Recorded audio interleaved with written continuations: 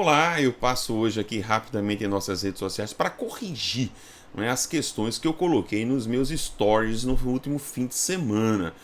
Várias pessoas me escreveram dizendo: professor, por favor, corrija lá. O senhor colocou aquelas frases relativas à concordância. Eu errei algumas, fiquei preocupado, fiquei preocupada. Várias pessoas me escreveram. Então vamos lá, eu vou corrigir algumas frases lá, daquelas que eu coloquei lá. Não vou corrigir todas, mas eu vou corrigir aquelas estruturas em que aconteceram mais respostas erradas. Então vamos lá. Primeiramente, uma frase que eu pensei até que a maioria ia acertar, mas não, observe. E uma estrutura bem simples, tá aqui. Ficou na gaveta o dinheiro e as joias. Eu perguntei se isso aqui estava certo ou está errado. De fato, a estrutura está correta. Por quê? Vejam que eu estou diante de um sujeito composto. Observe que eu tenho o dinheiro e as joias. Acontece que este sujeito aqui composto, ele se encontra posposto ao verbo. Ele está posposto, o verbo está aqui. E o que é que a norma gramatical diz? Que quando eu tenho um sujeito posposto ao verbo, é possível que o verbo concorde com os dois núcleos, portanto no plural, ou se o primeiro núcleo estiver no singular, que é o caso aqui, que esse verbo concorde apenas com este primeiro núcleo. Portanto, ficou na gaveta o dinheiro e a joia, estrutura absolutamente correta. Vamos ver o número 2. Esta aqui me chamou até a minha atenção, porque eu achei que todo mundo iria acertar isso aqui. Vejam, essa estrutura ela está errada. Por quê? Antigamente deviam haver ali belas praias. Eu tenho uma situação aqui de uma locução verbal cujo verbo principal é o verbo haver no sentido de existir. Logo, este verbo ele é o quê? Ele é impessoal. E quando isso acontece, ele transmite a impessoalidade para o verbo auxiliar, que deve ficar na terceira pessoa do singular. Portanto, antigamente devia haver ali belas praias. Número 3. De repente, um e outro desapareceu. Olha que interessante. Um sujeito especial formado pela expressão um e outro. Boa parte da teoria gramatical dos gramáticos atesta que quando nós temos sujeitos formados pelas expressões um e outro, nenhum nem outro, é indistinto que o verbo da concordância fique no singular ou no plural. Portanto, eu podia dizer de repente um e outro desapareceu ou desapareceram. Portanto, essa estrutura está absolutamente correta. Vamos ver uma outra.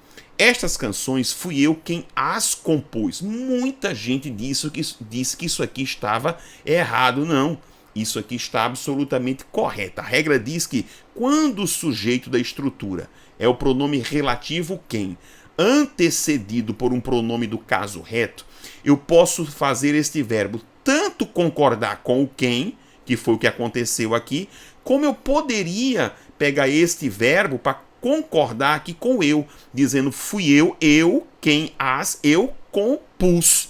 Mas eu posso concordar com quem compôs. Portanto, estrutura absolutamente correta. Grave isso, porque isso aqui acolá aparece em alguma prova por aí da vida para você. Número 5. Esta daqui realmente era uma estrutura delicada, mais densa. Eu realmente esperava que aqui houvesse um quantitativo grande de respostas erradas aqui realmente. E aconteceu. Muita gente disse que isso aqui estava errado, quando na verdade isso aqui está correto. É uma estrutura mais densa, pesada, em que eu tenho um caso de sujeito oracional. O que nós temos aqui é aquelas estátuas, veja, aquelas estátuas, sujeito, elas falarem, só falta isso. É como se eu dissesse, só falta isso aqui. Quem é o isso?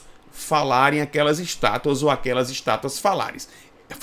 É um caso típico de sujeito oracional, cujo verbo é o verbo faltar, e aí o verbo faltar que vai concordar com o oracional, a regra diz que o sujeito oracional exige o verbo da concordância no singular, na terceira pessoa, tá? Inclusive eu tenho um vídeo longo em que eu trato sobre essa concordância no YouTube. E, por fim, esse daqui é batata. Eu confesso que eu fiquei surpreso. Por quê? Porque esse número aí, 6, que eu coloquei para vocês, que na verdade lá nos meus stories era o número 10, tá? Eu uso isso o tempo inteiro aqui nas redes sociais.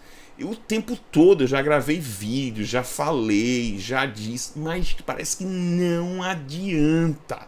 Vocês gravaram na cabeça que parece que quando nós temos um sujeito que indica tempo, né, aí vocês acham que tudo isso aí é impessoal e aí o verbo tem que ficar no singular, se não pode flexionar. Pessoal, quem não flexiona em relação ao tempo é o verbo fazer.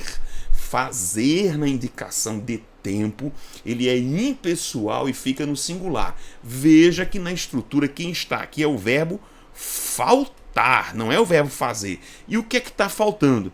Umas 2 horas. Então 2 horas aqui, ó. Horas aqui é o núcleo do sujeito. E está no plural, portanto, locução verbal flexionada corretamente para concordar com o sujeito. Essa estrutura está absolutamente correta. Vejam que é o verbo faltar. E o verbo faltar, ele é pessoal. Portanto, está aí a correção dos stories. Eu fiz aqui rapidamente para você conferir o que você acertou, o que você errou.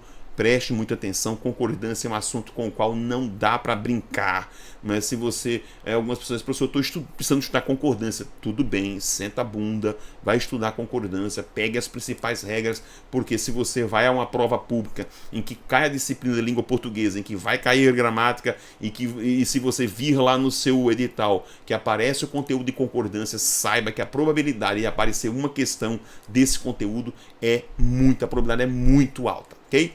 Cuide-se, fique atento para não errar mais esse tipo de coisa. Conte sempre comigo aqui, né? Curta aqui nossas redes sociais, avise os amigos e, claro, acessem SES para os nossos cursos. Para todos vocês, um grande abraço.